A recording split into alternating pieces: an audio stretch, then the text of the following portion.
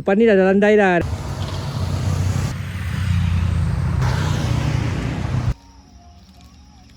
Okey, bagi ulasan sikit dalam tengah pada penat ni kan. Please, I cannot Hardcore gila babi. Selamat pagi ke tengah hari lah kan. Kalau 11 mungkin macam tengah hari juga. Kita dekat Puncak 7. Yes.